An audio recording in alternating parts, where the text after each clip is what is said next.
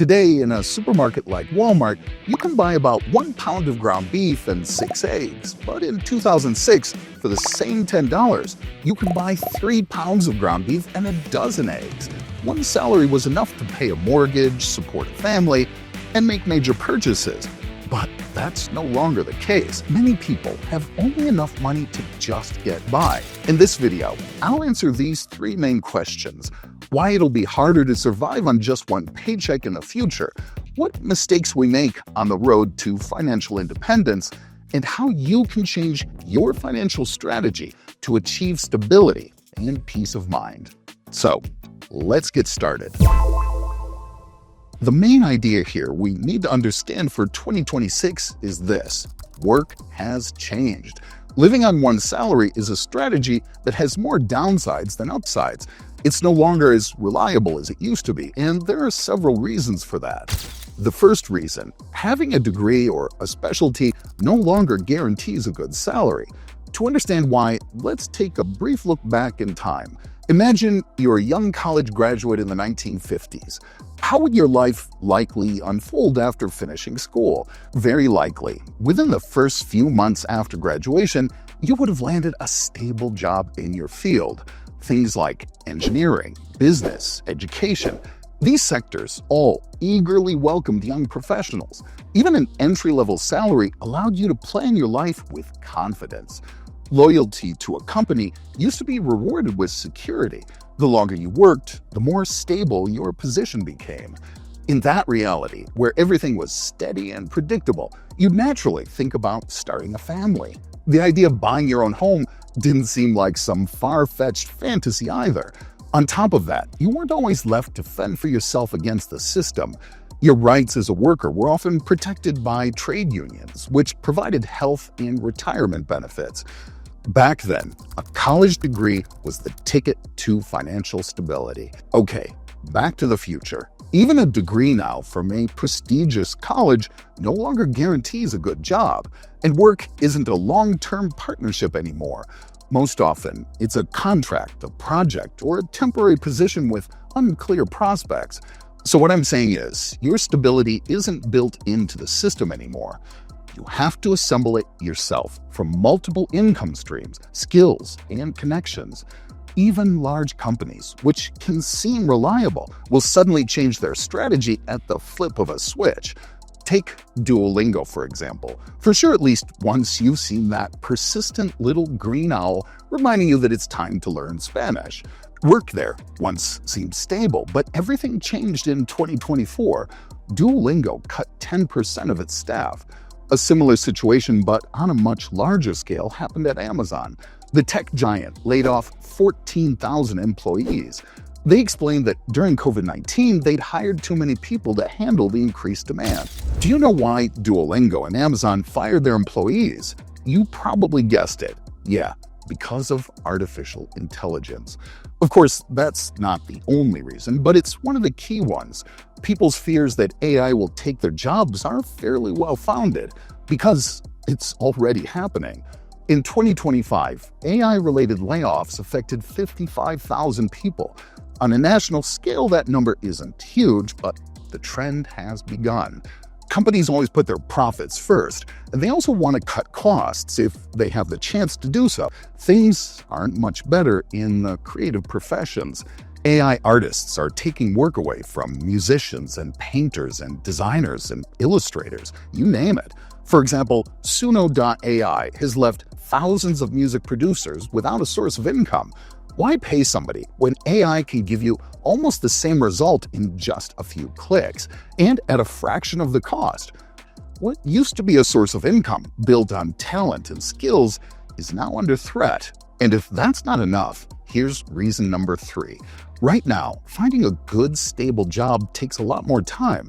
In 2006, it took an average of 2 to 3 months to find a new job. Now, it's taking 6 months. When the job search drags on, your financial safety net can run out before a new offer appears. Not everyone has savings to cover a period of instability, mainly because they don't have another source of income. A lot of people are forced to accept lower skilled and lower paying jobs. The psychological pressure amps up. A long job search can undermine your self-confidence and increases your anxiety and heightens that sense of instability. You start doubting the job market and your own value. The system we're in has become more aggressive.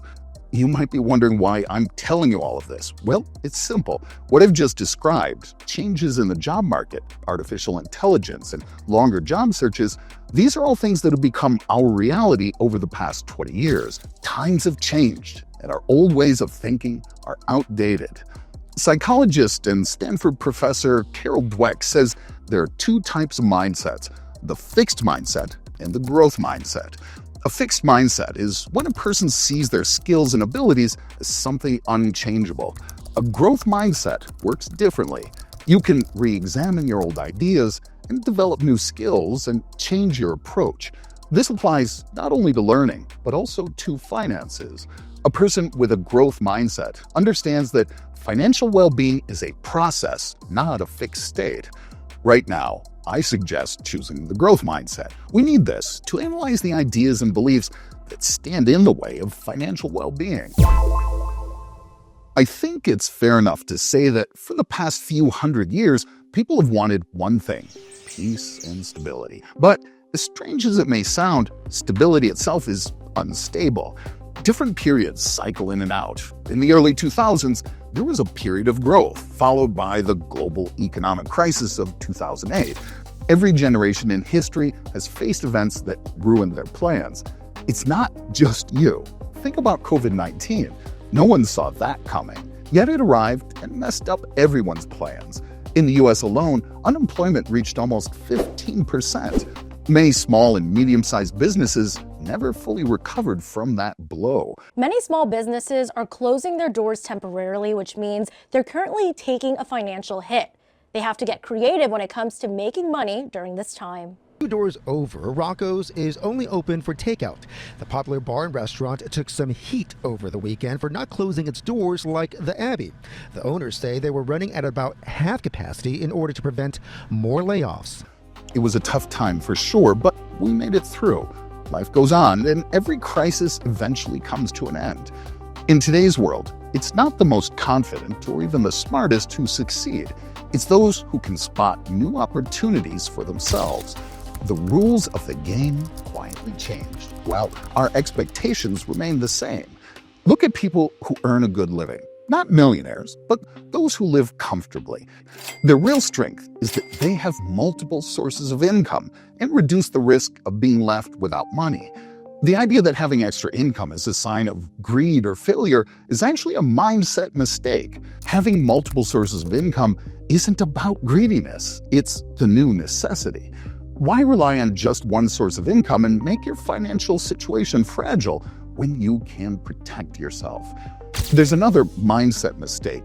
Many people think that to earn extra income, you gotta have a whole extra second full-time job that takes just as much time as your main one. That's absolutely not true.